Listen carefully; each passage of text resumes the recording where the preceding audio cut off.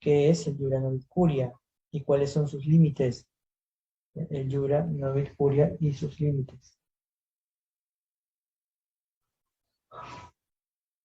Sí, ¿no? Luego han preguntado como pregunta sexta, para acordarme por acá, lo voy a borrar, pero lo voy a poner para acordar, ¿sí? ¿Qué es un principio? ¿Sí? ¿O qué es la norma? ¿De acuerdo? ¿Qué es la norma jurídica? ¿Ya? Y la voy a desarrollar. Quinta pregunta, ¿qué es el Iura Novit Curia y cuáles son sus límites? El Iura Novit Curia también vendría a ser un mecanismo de integración, básicamente, y más que de integración, también es un mecanismo subsuntivo. Sí, podemos definirlo de alguna forma desde un punto de vista procesal o también desde un punto de vista sustantivo. Les recomiendo esto último que vamos a señalar en sí. ¿Saben por qué? Porque está en el título preliminar del Código Civil. Alguien de repente me dirá, oye, pero también lo encuentro en el Código Procesal Civil. Es cierto, pero muchos años ha existido desde el punto de vista sustantivo, de tal forma pues que haya que amoldarlo a una concepción más sustantiva que procesal en sí.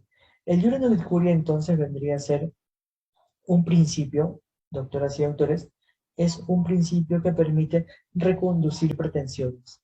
¿De acuerdo? Es un principio que permite reconducir pretensiones. Al comienzo lo habíamos definido como un mecanismo de integración y por supuesto que lo es, porque ante la falta de sapiencia del abogado, del justiciable, que no sepa correctamente diagramar la norma para interponerla en su demanda, necesariamente tendría que hacerlo el juez, porque el iura non curia se deriva de ese refrán jurídico que no llega a ser un brocardo en sí, pero en Roma se decía, ¿no?, que el juez pues tenía un conocimiento adecuado de la norma. Decía, dame los hechos que yo te doy el derecho.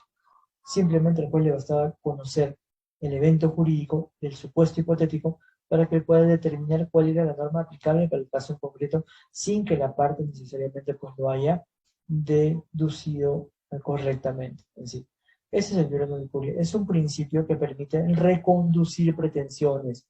En algún grado se deja llamar la atención por no acordarse de este verbo en infinitivo, y ahí se pueden quedar ustedes de repente en unos segundos, ¿no? Es un principio que permite reconducir pretensiones. Pronuncien bien, por favor.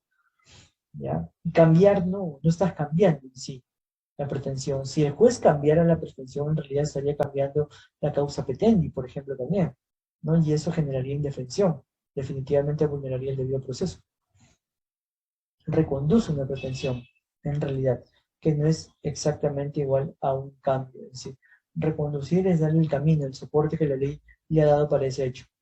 Recuerden nuevamente que viene del adagio romano, dame los hechos que yo te doy el derecho. En sí. Me permite reducir las pretensiones. ¿Cuáles son sus límites entonces? El primer límite que se ha preguntado bastante en grados es el principio de congruencia. ¿No? ¿Qué es la congruencia procesal? Pregunta examen de grado. Y fíjense, nosotros lo podemos responder a esta pregunta a la inversa. El principio de congruencia, doctor, es un límite al diurano de Fourier. Por ejemplo, fíjense, ¿no?, cómo arranco esa definición en sí.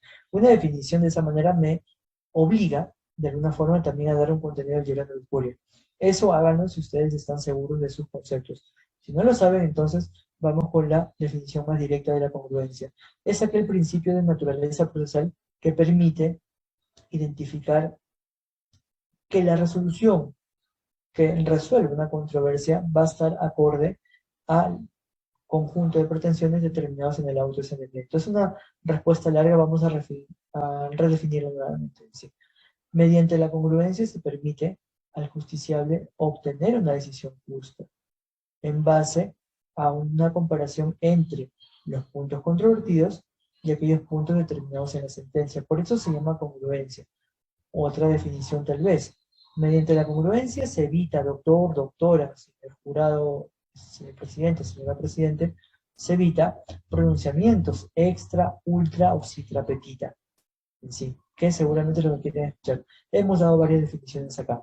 Pueden irse con las que mejor les parezca. Noten alguna palabrita mágica que les permita pues entender estas preguntas en sí, ¿no? Esta respuesta, mejor dicho. La congruencia entonces, mediante la congruencia se evita pronunciamientos extra, citra o ultra petita, evaluando correctamente el número de pretensiones establecidos en el auto de saneamiento, porque el auto de saneamiento es determinante.